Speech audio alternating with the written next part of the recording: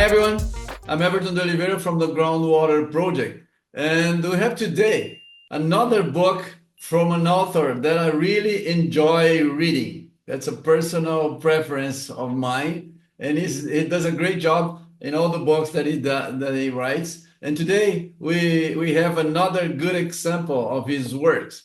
Is Franz Chapelle, and he's retired from a 40-year career with the U.S. Geological Survey in 2020. He has authored more than 130 peer-reviewed scientific papers and textbooks, work that won him the O.E. Meinzer Award in Hydrogeology, given by the Geological Society of America and the U.S. Geological Survey Distinguished Service Award. Very good, congratulations. In addition, he has written 2 books for the general reader about competing mystical and scientific explanations of groundwater, the hidden sea, and a natural history of bottled spring water, well springs. Today, we're going to bring him to talk about his very new production, Hydrogeology and Geochemistry of Bottled Spring Waters in the United States. Again, congrats for your great work. I told you already, I am a big fan of yours. Thank you very much. Welcome, and how have you come up with the idea of this book? And why does this matter? Please welcome, Frank. Okay. Well, I started in groundwater chemistry, and that's what got me into microbiology eventually. But, obviously, if you look at groundwater chemistry, it changes radically from place to place. Yeah. And so being a water chemist, that's what was interesting to me. I wanted to know why, first of all, what the chemistry was, and then I wanted to know why it was like that. Well, and I got involved with the bottled water industry kind of as a unpaid, I don't want to say consultant, but it was in it was something called the Drinking Water Research Foundation. And so I kind of got involved with the bottled water industry. And the bottled water industry is from a business point of view, it's very competitive. What water is considered good, what water is considered not so good. And so that's what got me interested in. And I was a little surprised in people in the industry. They had almost no interest at all into why their water was either good or bad. And so that kind of intrigued me. That seemed illogical.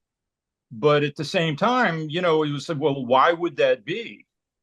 Well, that's what got me interested in how regional geology affects the water chemistry of groundwater. And, O.E. Meinzer, who was kind of, Oscar Meinzer was kind of the father of water chemistry in the U.S. Geological Survey in the early 20th century, in the 1920s. And he was very experienced. He went around the country and he noticed that hydrologic units in various parts of the country had certain things in common. And so he divided the United States up into what he called 22 different groundwater provinces, where the chemistry and the geology was vaguely similar in each of these quote provinces. Well, that got updated in the 1950s by someone who, I'm sorry to say, I can't remember his name, but in the 1980s, another USGS guy named Ralph Heath, he divided the United States into 13 different provinces, and or what he called groundwater regions, and which the water chemistry was vaguely similar because sometimes it's in a mountain, sometimes it's in a desert, sometimes it's in Florida is a tropical area, so there are very different areas, and so the water chemistry is different. Well, how does that affect the water chemistry, and how does that affect the marketing of bottled water? And that's what kind of got me interested in this. And so when I was writing this book for the Groundwater Project, I mean, Ralph Heath had done marvelous work in defining the various groundwater regions. And if you look at the book, he was also a wonderful artist. And so I wanted to put a lot of the illustrations from his 1984 paper into this book, because I couldn't have done better. Okay. And so anyway, that's what led to this book. And so I was familiar with many of these regions, the eastern United States especially. And I had traveled, through most of the country during my career. And so for this book, I proposed to John Cherry, I said, why don't we look at the various groundwater regions and see what the kind of chemistry was observable, and how did that affect the bottled water industry in each of these regions? And so that's what this book is about. And for example, the northeastern United States, the first spring that was actually bottled in a big way was Saratoga Springs, I guess, horse racing fame also. And so in colonial times, people had visited the Saratoga, or I should say the Native Americans considered these springs to be healing. And so they would actually take Europeans who they, I guess, liked to the springs if they had various kinds of ailments, and they would claim to have this water heal them. Now, that's very much in the European tradition of healing spring waters, which goes back, at least to the Romans. And so there was nothing particularly new about that, but that's what got the bottled water industry in the United States started. And it was basically for health reasons. Well, that kind of changed in the 19th century as medicine kind of got to be less of a, or more of a scientific approach to it. But in America, the problem was a lot of the municipal water in places like Philadelphia and New York were taken right out of surface waters, and it was contaminated by various things. And so the American bottled water industry grew up beginning at about the 1850s as a source of spring waters, which were less contaminated by various microorganisms than the surface waters. And so in America, it became something of a way to avoid it became a way to avoid some of the epidemics that were endemic in the 19th century. And, typhoid, for example, and I guess there were various other diseases that they were. And so that's where the American bottled water industry started.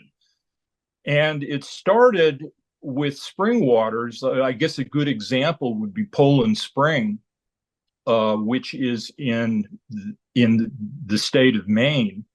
And it was a very low total dissolved solids spring water.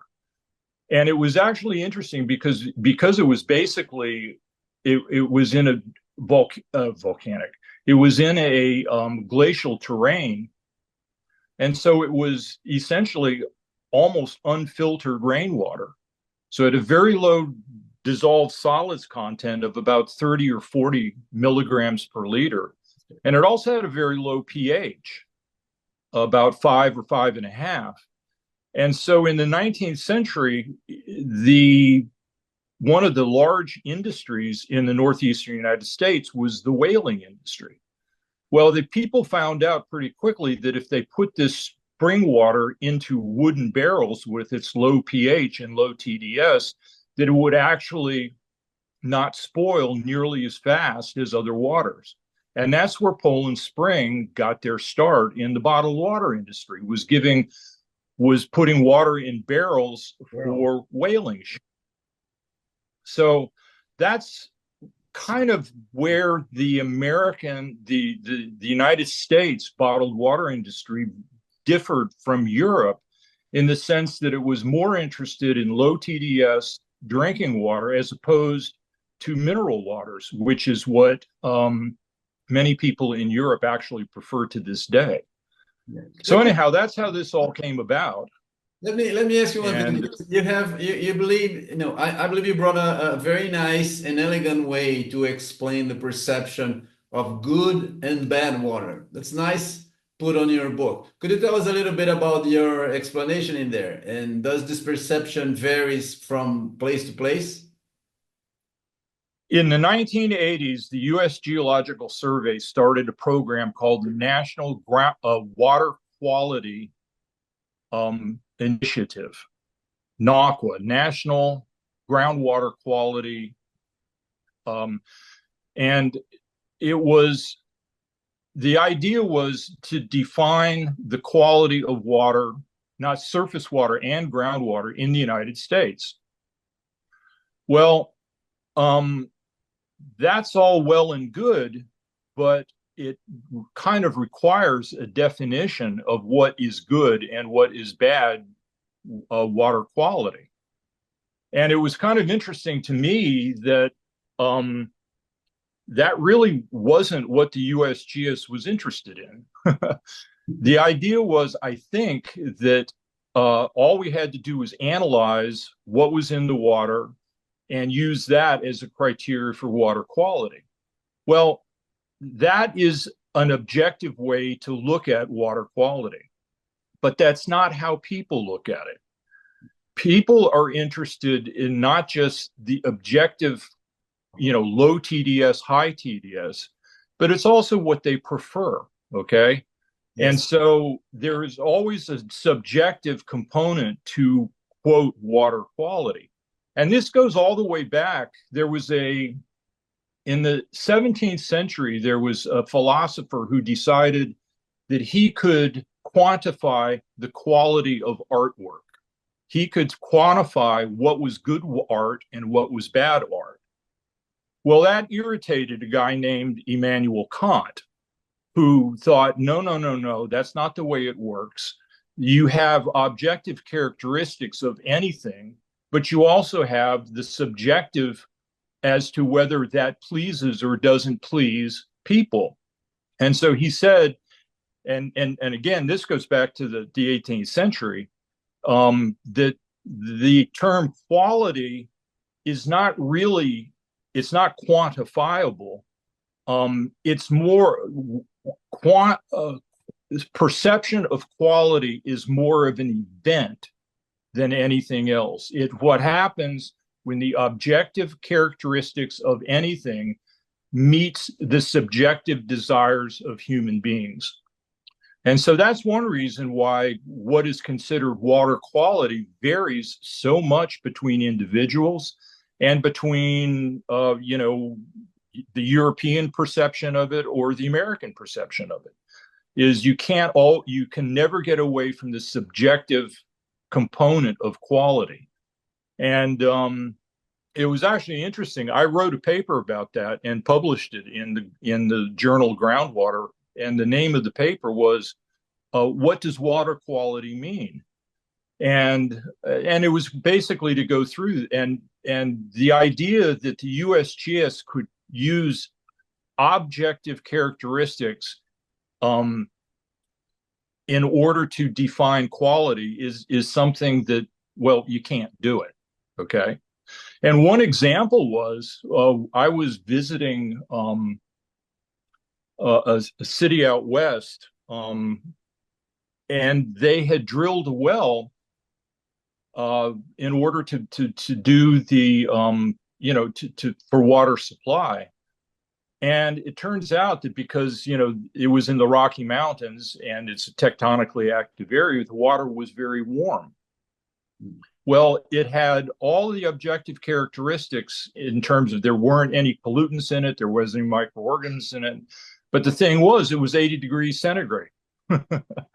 Well, people don't want that kind of, they turn on the cold water, they want the water to be cold. So that in that case, the water quality was not sufficient for what the people wanted, and so they couldn't use it.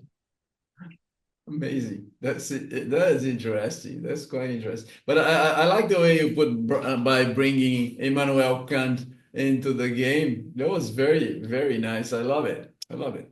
So from Perrier to today, the Perrier is a big famous water, right? To today's bottled water industry. Could you anticipate something to your future readers, please? Because you put the sequence in a nice way there. It's very interesting. If you look at the history of water drinking in the Western world, I mean, in Europe and in America, there have been cycles of where, I mean, in the Middle Ages, drinking water was considered to be a dangerous thing to do because much of the water, was contaminated by fecal matter and that kind of stuff. And so the only people that actually would drink water in many places were the people who had no choice because they were poor. So drinking water has gone up and down in popularity, should we say. It was very unpopular in the Middle Ages, and then when the Europeans started bottling water from various springs, like Baden-Baden is a good example. There are several Italian, and it became popular because it was something that originally only very rich people could do because they could actually go to the spring. But when bottling became cheap enough so that you could actually bottle the water, it became very popular. Well, that's true. And the same thing basically happened in the United States in the 19th century. It became very popular because it was considered to be clean. Well, something happened in America in about the year 1917, where engineers finally figured out how to put liquid chlorine in water supplies to make it safe to drink. Well, that was a new thing under the sun. People absolutely loved it, and it almost killed the bottled water industry, which had grown through much of the 19th century. The bottled water in America essentially went away in the 1920s and 1930s.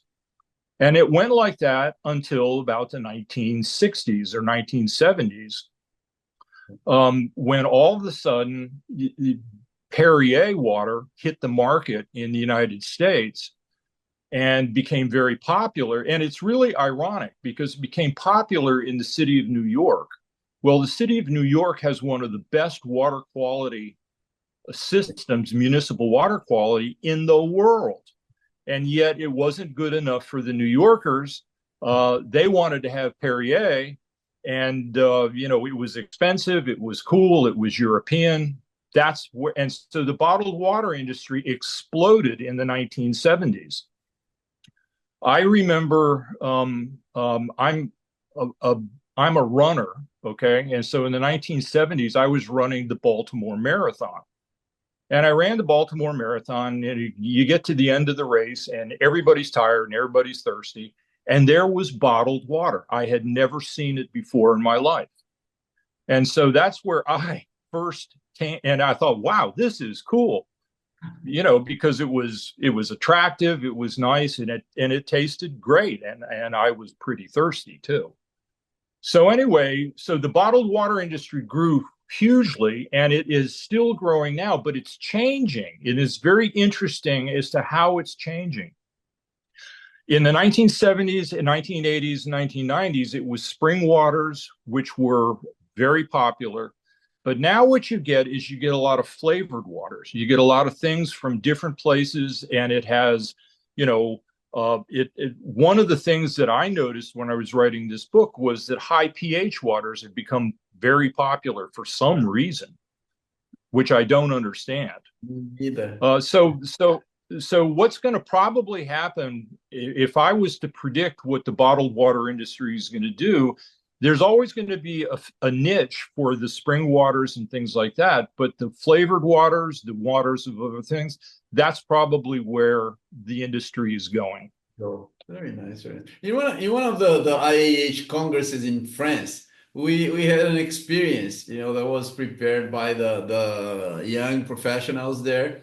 We went to a bar, right? And we were offered bottled waters from France, from different places, and we get bottled water without any label on them, all bottles in the same way, right? I don't remember. I guess we had five different waters, and we were next to we as hydrogeologists, we were asked to match pH, TDS, and the likely region that the water came from in France. And of course, they gave us a geological map so we could try to relate the quality of the water to the geology, for the dissolved solids and so on.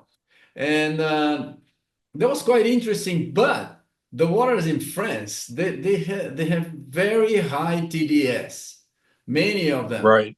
which is not typical in US or Canada or Brazil, where I have lots of experience. We're not the same market. How do you think this exercise could be done in US, for example? Is it likely that people could match the regions to the water flavors? What do you think? Well, I think so. For example, if you looked at the western, the Rocky Mountain region in the United States, where much of the water, is coming from, high altitudes in the mountains, and it has relatively low TDS. Yeah. And so so that's the kind of water you would get like at Mount Shasta in California is a good example. Um, that water has been bottled for since the 19th century and is low TDS, and it's and that's the kind of. But anyhow, if you go to the southwestern United States, in Arizona, New Mexico, that were areas in the Basin and Range physiographic province, then the TDS tends to be very high, and the pH tends to be very high too because of the Basin and Range geology. Now, they actually market that water in places like in Phoenix, Arizona, as having high pH and high TDS and saying it's good for you. Okay. So yeah, you can go to different places in the United States and you get very different kind of waters. And it's very interesting to see, bottled people who do the bottled water industry, they're very clever. And, if they can take a water which would be not palatable, say, in the Pacific Northwest and market in the Southwest as being, then go for it. And again, if the people in the Southwest are seeing that this higher TDS, higher pH water is actually good and beneficial, that's their subjective evaluation, and Yeah. um, um, go for it. Interesting. So you could actually do that in the United States. You could do something similar to what you're describing in France, Yeah. where you could take a water from the Northeast, the Southwest. Florida is a good example um, of how the water changes. The chemistry changes dramatically as it flows along the water, the hydrologic gradient. And so you could play that game. It'd be interesting to do at a GSA meeting sometime. Yes, I You guess. want to do that? I would love to. I just don't have time. So many things I would love to do, but that's quite a nice work to be done. I'm pretty sure. So could you try to relate that a little bit better to the 13 regions that you presented earlier for us, and that's in your book, right? Can you make a brief description of the waters into the 13 regions? Not all of them, but most like you've been doing already in the last answer you gave. Well, a good one of the more interesting chapters in this book that when I was researching it was in Hawaii, in the western, the Pacific Islands. Yeah. And of course, in the big island of Hawaii, you have these very high mountains, and so you have a lot of rainwater recharge, and so you have very different water quality depending upon the elevation that the water is taken from. And the other thing about Hawaii is because the basaltic aquifer is so highly permeable, there's very little hydrologic gradient.